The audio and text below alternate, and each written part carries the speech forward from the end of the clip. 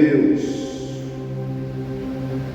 É interessante que todo culto que eu venho, todos os dias da semana de oração, sempre tem alguém lembrando do pastor Odilon, né? Irmã Sandra lembrou agora há pouco, irmã Palmeira, porque fazia tempo que não era impactado, né, de uma maneira tão forte pela vida de um pregador, né?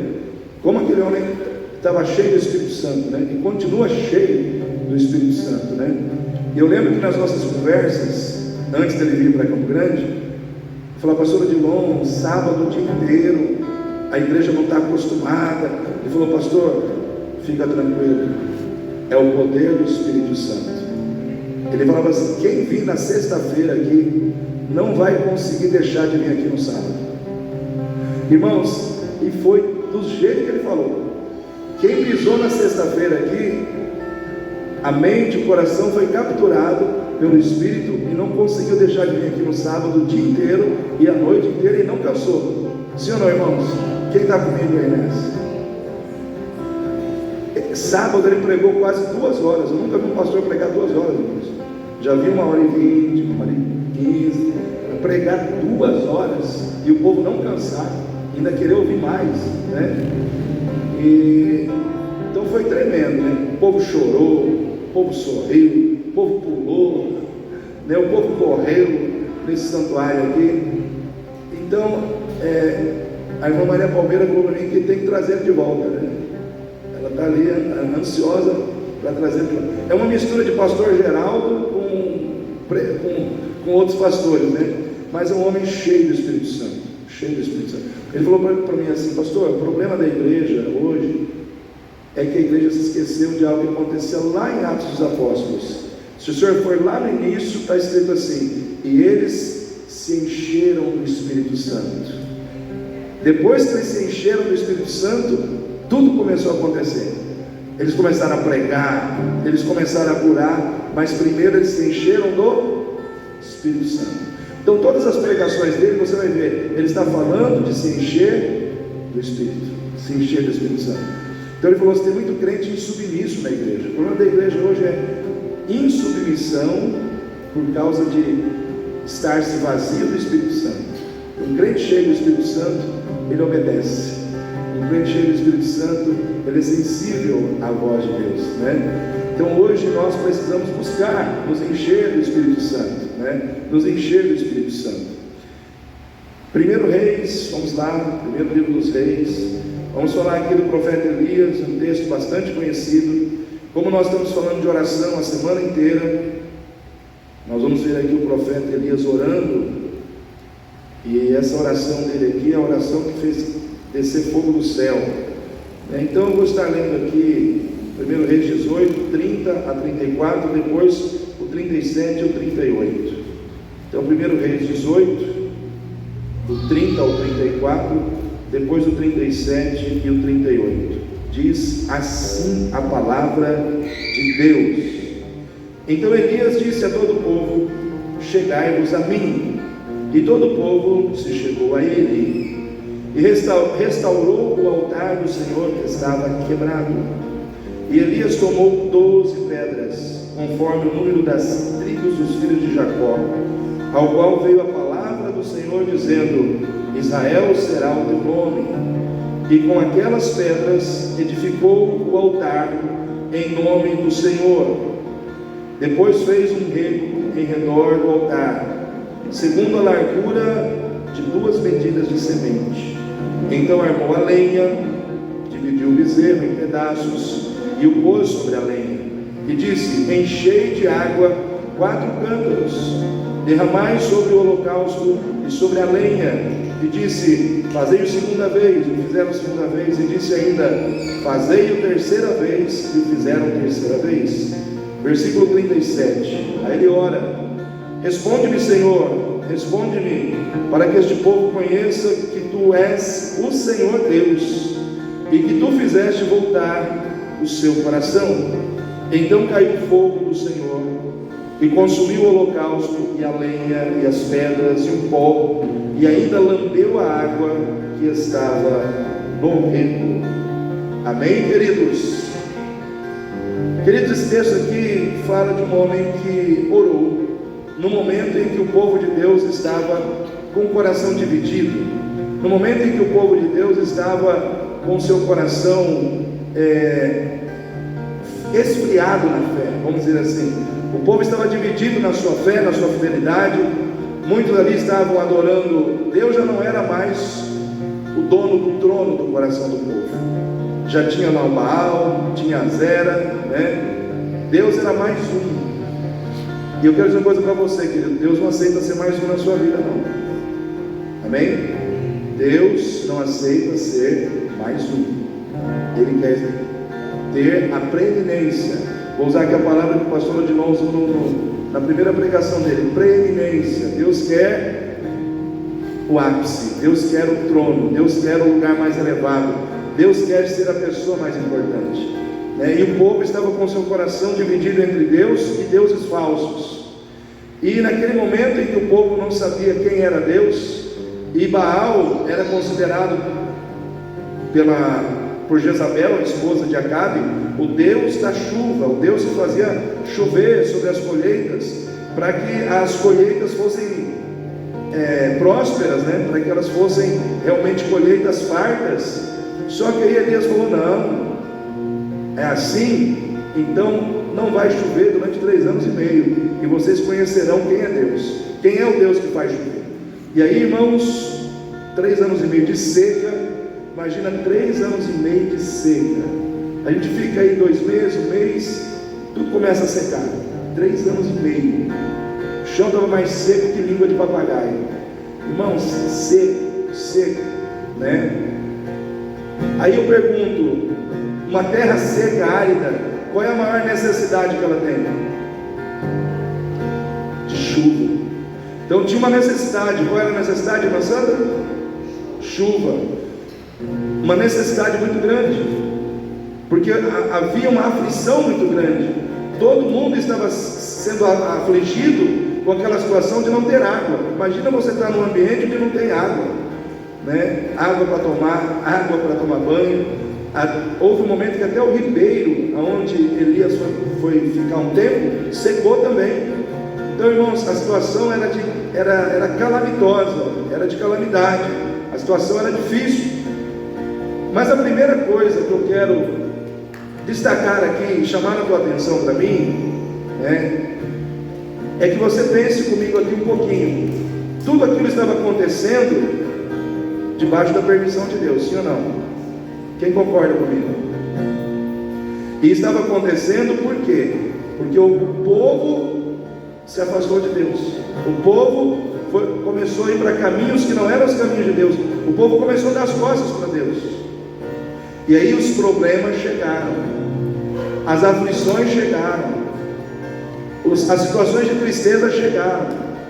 Então a primeira coisa que eu quero destacar para você aqui nessa noite, pensando em oração: Elias representa aqui alguém que orou e viu o agir de Deus. Quem quer orar e ver o agir de Deus aí? Eu creio que esse é o desejo do nosso coração quando a gente ora. Você não ora para não ser respondido, você ora esperando uma resposta. Elias orou esperando uma resposta. Primeira coisa que eu quero destacar para você aqui é que, se você quer orar e quer ver Deus agir e responder na sua oração, considere que os problemas que te afligem muitas vezes são avisos da parte de Deus para dizer que você está andando errado e precisa mudar o rumo da sua vida. Amém? Vou dizer de novo: considere que muitas vezes problemas, situações que te fazem sofrer, situações que te afligem, são situações permitidas por Deus, como um aviso, aonde Deus está dizendo para você: você está errado, você está andando na contramão da minha vontade. Eu estou permitindo isso para que você reflita, para que você reveja os seus caminhos, para que você deixe de andar nessa direção e passe a andar nessa direção. Porque, irmãos, o povo estava sofrendo fruto dos seus próprios erros. O problema ali não era o diabo, porque a gente gosta de jogar a culpa no diabo, né? O problema ali era o próprio povo. O povo era o pior inimigo de si mesmo. Sabe quem é o seu pior inimigo? Você quando você começa a andar longe dos caminhos de Deus, quando você começa a dar as costas para Deus, quando você começa a ignorar a vontade de Deus na sua vida, você se torna o seu pior inimigo. O diabo não precisa nem trabalhar, ele fica só assim, de braços cruzados, e diz assim: não vou fazer nada, porque ele já está fazendo o meu trabalho de se autodestruir, né? Porque quando nós começamos, irmãos, a nos afastar de Deus, Deus, por misericórdia, presta atenção, não é que Deus ele gosta de castigar pessoas, ele gosta de bater nas pessoas, ele gosta de maltratar, não. Por misericórdia, Deus permite o sofrimento.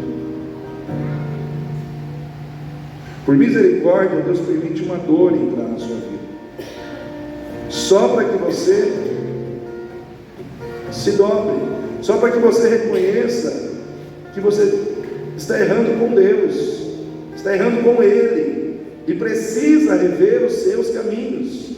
Porque, irmãos, se Deus não permite o sofrimento, quando a gente está andando errado, o que acontece? A gente continua andando errado, a gente continua naquela direção, porque o nosso coração está envolvido por aquela situação, e a gente não consegue perceber. Só que Deus ele começa a tratar com a gente. Eu sempre digo para as pessoas, Deus tem duas maneiras de falar com o crente. Aqui eu estou falando de crente, estou falando de quem conhece a Deus. Ou Ele fala com você através da palavra, amém, irmãos? Ou Ele fala com você através das circunstâncias da vida. Quem é sábio, ouve a palavra. Quem não é muito sábio, endurece o coração da palavra, aí Deus vai tratar através das circunstâncias. Então eu vejo assim que às vezes tem muito crente que sofre, passa necessidade, parece que é um ciclo vicioso, a pessoa não sai da situação, e a pessoa não acorda, não percebe, não coloca a mão na cabeça, não faz que nem o filho pródigo. O que o filho pródigo fez, irmãos, quando ele perdeu tudo? Ele se arrependeu. Eu gosto muito daquela palavra que diz assim: ele caiu em si. O que é cair em si? É você reconhecer-se errado. Isso é cair em si. É você reconhecer que você tomou uma atitude errada e precisa rever e voltar atrás. Isso é cair em si. Tem muita gente que demora a ficha cair, né? A ficha não cai com facilidade. E nós precisamos avaliar essas situações, irmãos. Por exemplo, hoje pela manhã eu passei uma reflexão para todos aqueles que estão no meu contato lá em Ageu 1:9, onde Deus está falando com o povo assim: diz o Senhor dos Exércitos, considerai os vossos caminhos, porque esperaste muito e colheste pouco. Esperaste muito, colheste pouco. E o pouco que você colheu, eu permiti que ele fosse embora, como se você guardasse o dinheiro num saquitel furado. Aí Deus diz o motivo. Por quê? Porque a minha casa está abandonada e cada um corre a sua própria casa. O que aconteceu aqui na época do profeta Ageu, irmãos? O profeta Ageu ele foi levantado por Deus na época em que era o período da reconstrução do templo, e Deus trabalhou no coração dos reis, do rei Assuero, do rei Ciro, para que eles liberassem madeira, para que eles liberassem tudo de melhor, e aquilo fosse liberado, para que o templo fosse reconstruído. Sabe o que o povo fez? O povo começou a pegar tudo aquilo e começou a levar para suas casas. Eles começaram a construir as suas casas, eles começaram a investir nas suas casas, eles começaram a se envolver com seus interesses pessoais, com seus projetos pessoais, com seus sonhos. E os projetos de Deus, eles colocaram numa caixinha, fecharam a tampa da caixinha e deixaram lá. Só que quando a gente começa a dar as costas para Deus, o que nós acabamos de dizer que Deus faz, irmãos? Deus começa a enviar situações de sofrimento, situações de perda, situações de frustração, né? Então o povo estava, o que aconteceu? os interesses pessoais, os anseios profissionais, os anseios pessoais, a prosperidade material ficou maior no coração do povo do que a devoção a Deus. A preocupação com prosperidade, a preocupação com ter as coisas nessa terra ficou maior do que servir a Deus. E Deus ficou quietinho, irmãos? Deus não ficou, porque o coração de Deus ficou triste, irmãos. Eu fico pensando que muitas vezes o coração de Deus está triste, com muitos crentes nos dias de hoje, porque estão andando nessa direção, estão caminhando nessa direção, e aí Deus, Ele permite situações para chamar a atenção. Deus está dizendo: se volte para mim, se volte para mim.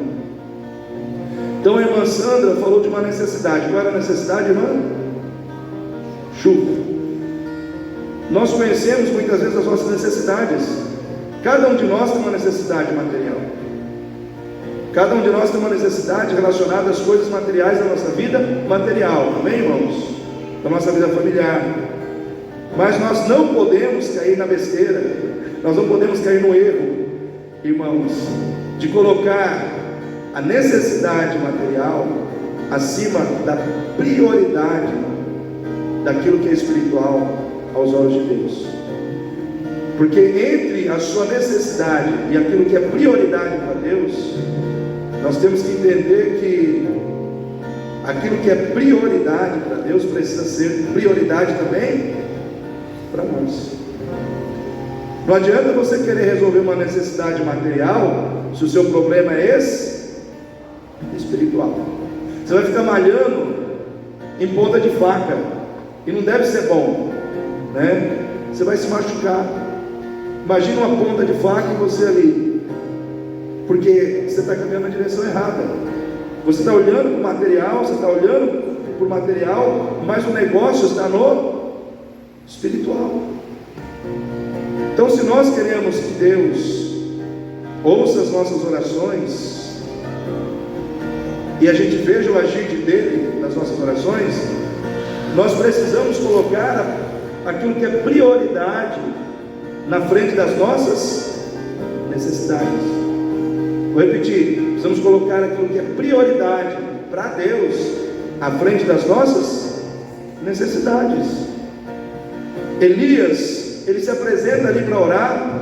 A necessidade era de chuva, 3 anos e meio sem chover. Aí eu pergunto para os irmãos: Elias chegou lá e orou e pediu para Deus mandar chuva? Foi isso que ele fez? A Bíblia diz que ele chegou lá e viu um altar quebrado. Ele chegou lá e viu um altar quebrado. O que ele foi fazer? Foi consertar o altar.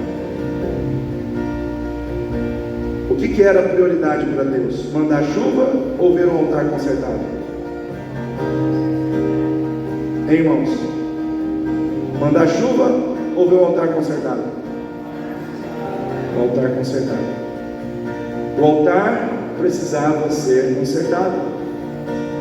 O nosso problema é que nós muitas vezes queremos que Deus resolva a nossa necessidade agora, mas a gente não quer consertar o altar com Deus agora.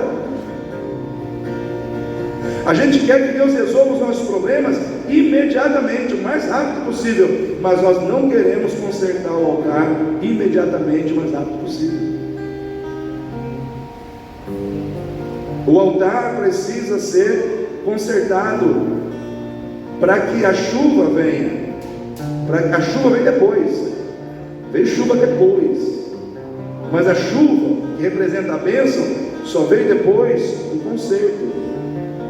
Porque muitas vezes, irmãos, eu e você estamos num culto, nós trazemos para o culto as nossas expectativas sobre aquilo que nós queremos que Deus faça. Nós queremos cura, nós queremos mudança na nossa família, na vida dos nossos filhos, na nossa casa, na nossa vida financeira. A gente traz expectativas, a gente coloca isso numa oração. A gente pega as nossas expectativas e põe todas elas dentro de uma oração e apresenta para Deus. Só que Deus tem expectativas ao nosso respeito. Você chega aqui querendo bênção, chuva, Deus chega aqui também querendo arrependimento, querendo conserto. E aí, o que acontece? O que Deus quer presta atenção, o que Deus quer é colocado acima do que você quer. Se eu não entender isso, eu vou ficar malhando em ponta de faca. Porque o Senhor diz, segundo Crônicas 7:14, se o meu povo, que se chama pelo meu nome, se humilhar, fizeram o que, irmãos? Se humilhar e orar, buscar a minha, se arrepender do quê? Dos seus maus caminhos. Então, presta atenção, então eu ouvirei dos céus, perdoarei os seus pecados e sararei a sua terra. Em outras palavras, o Senhor está dizendo, a parte que vocês querem está no final, mas antes de chegar lá, tem o início, tem a oração, tem a humilhação, tem o buscar a minha face, tem o se arrepender dos seus maus caminhos. Um altar quebrado representava ali uma desobediência quebrada, uma obediência quebrada, uma fidelidade quebrada, uma devoção quebrada, uma adoração quebrada. Irmãos, Deus não podia fazer nada com aquele altar quebrado. Hoje, eu e você que estamos aqui, precisamos olhar para a nossa vida e avaliar o que é que está quebrado e que precisa ser consertado diante de Deus. Porque é muito fácil a gente vir num culto de libertação para receber oração de libertação, mas a libertação maior é aquela que vem através da palavra. É aquela que vem através da palavra. Porque existem vários níveis de libertação. Existe a libertação que vem através do louvor, que é mais nas emoções, é mais na alma. O que acontecia quando Davi tocava a harpa e o Saul tinha espírito maligno? Ele se acalmava, o espírito maligno ia embora. Isso é libertação. Música. Gabriel está tocando aqui, a gente não sabe nem o que está acontecendo, ele está tocando, né? Irmãos, quando alguém que é ungido por Deus, chamado por Deus, e tem uma vida no altar, pega um instrumento para tocar, Deus toca em vidas através daquele que está tocando uma música. Os irmãos creem nisso? É assim que funciona, irmãos. Esse é um tipo de libertação. Existe a libertação que é aquela diretiva, que é quando você ora, ministrando libertação na vida de alguém pelo poder do Espírito Santo, porque o Espírito Santo está em nós, amém? E Ele nos dá poder para ministrar libertação no nome de Jesus. Isso também é libertação. Mas existe uma libertação que é na mente, que é no caráter, que é feita através do que? Da palavra. Conhecereis a verdade vos libertará. Então a palavra de Deus, ela é libertadora, ela te liberta do engano, ela te liberta da mágoa, ela te liberta, irmãos, de um caráter destruído. Ela vai te libertando à medida que você vai deixando ela trabalhar no seu coração.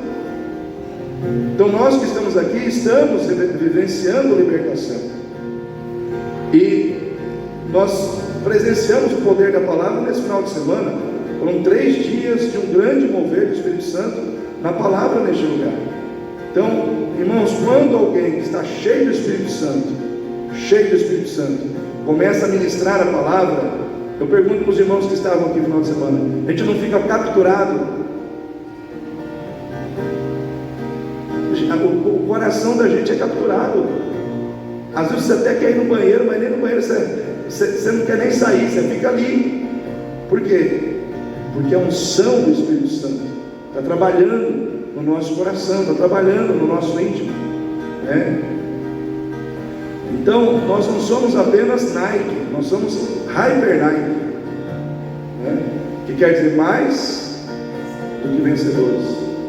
Então quando ele contou a história da Nike, que o termo Nike significa vencedor, né? E a Nike é uma empresa vitoriosa, e ele mostrou para nós que no grego a palavra é Hupernico, mas que no inglês ela é traduzida para Hyper Nike, quer dizer que nós somos Hyper Nike, porque somos mais do que vencedores. Somos mais do que vencedores em Cristo Jesus. Ou seja, ser vencedor já é bom, mas ser mais do que vencedor é melhor ainda. E para isso você tem que estar em Cristo. Então, irmãos, nós precisamos consertar o altar.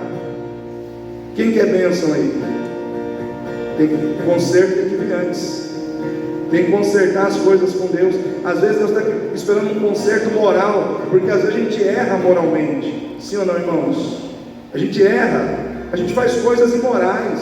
Às vezes a gente tem que fazer um conserto com as palavras imorais que saem da nossa boca. Às vezes a gente fala coisas imorais, às vezes a gente tem atitudes imorais, e tudo isso a gente precisa consertar diante de Deus. Precisamos consertar a motivação do nosso coração.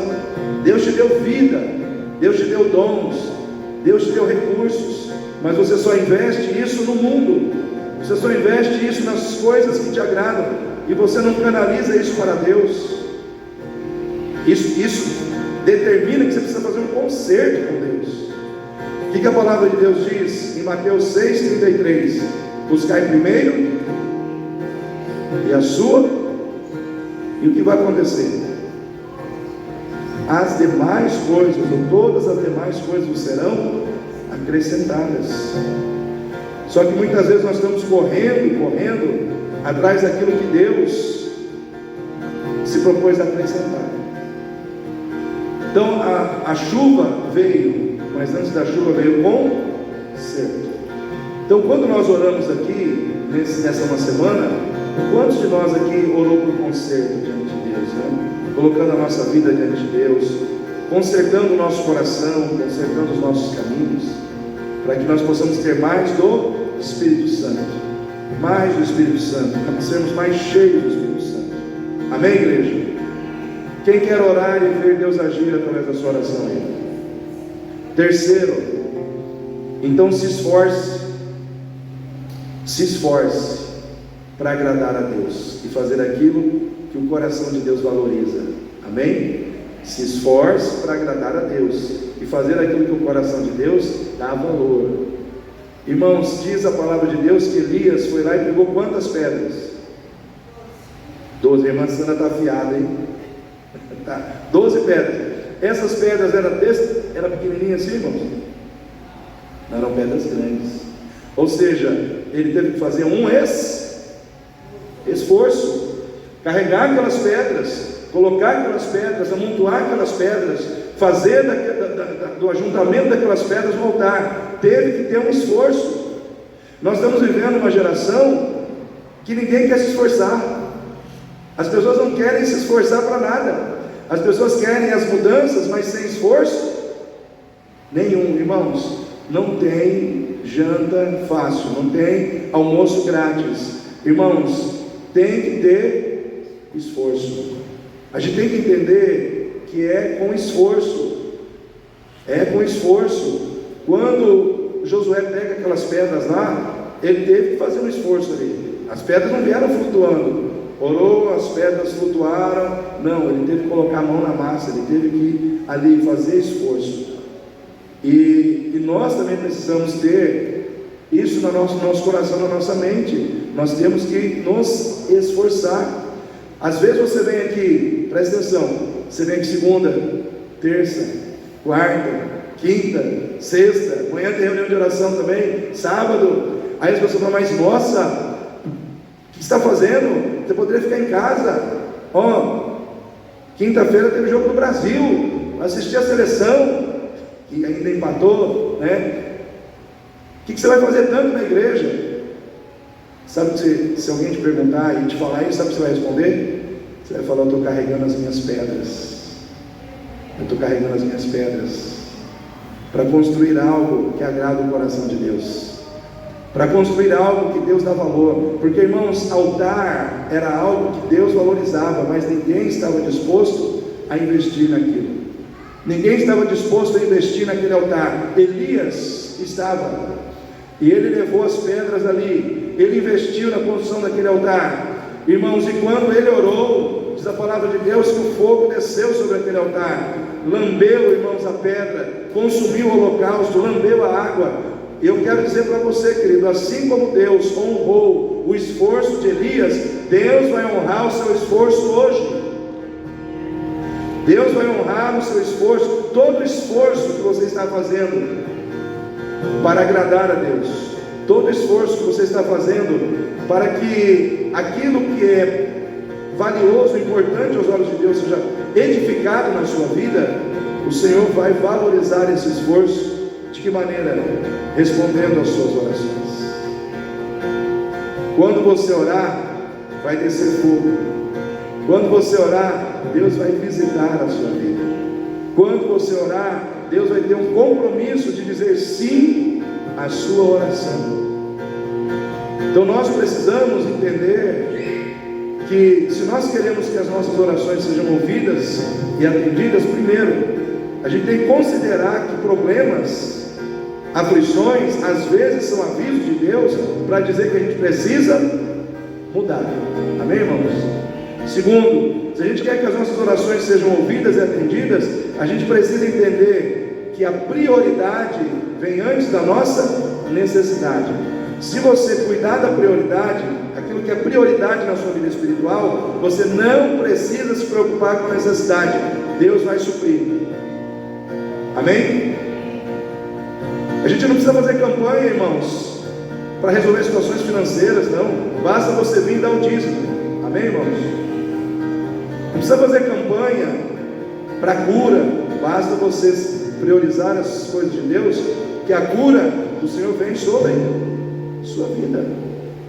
Mas você tem que priorizar o que é espiritual. Deus conhece a sua necessidade, mas Ele quer ver se você conhece as necessidades do seu reino. Ele quer saber se você está comprometido com as necessidades do seu reino. É isso que nós temos que trazer para dentro de nós.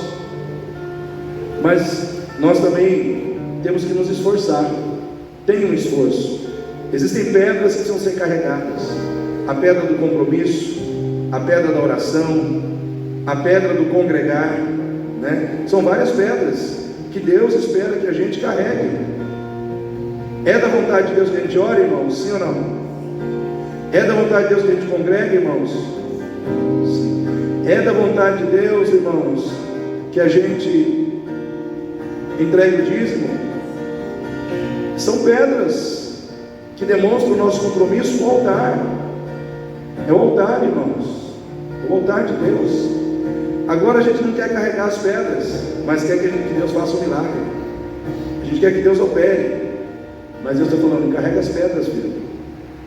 Coloca as pedras, constrói um altar para mim, e você vai ver que eu vou visitar a sua vida. Mas em último lugar, irmãos, se nós queremos orar e ver o agir de Deus, nós não podemos olhar para o agravamento da dificuldade e achar que aquilo é um problema. Porque houve um momento em que Elias falou: molhe com água o sacrifício, sim ou não? O sacrifício tinha que pegar fogo. Eu pergunto para os irmãos: tudo que você molha com água, que você encharca com água, pega fogo, irmãos? Sabe quantas vezes foi feito isso? 3 vezes. Elias não falou: pega um balde, joga uma vez só, não. Ele falou: molha, pega um outro balde, molha de novo, e para fechar, terceira vez, molha. Ou seja, já era difícil orar, cair fogo do céu, queimar o holocausto. Agora você imagina o holocausto molhado com 3 baldes de água. Eu pergunto para os irmãos: pegou fogo aqui? Sabe por que pegou fogo, irmãos? Porque não depende só de você, depende de Deus. Ele faz pegar fogo. O fogo vem dele. É Ele que manda o fogo. É Ele que vai fazer pegar fogo. Irmãos, nós temos que entender o seguinte: nós não podemos olhar para as dificuldades e no momento que elas ficarem mais difíceis, ficar com medo. Porque, irmãos, se a dificuldade que já era grande ficou maior, comece a glorificar a Deus.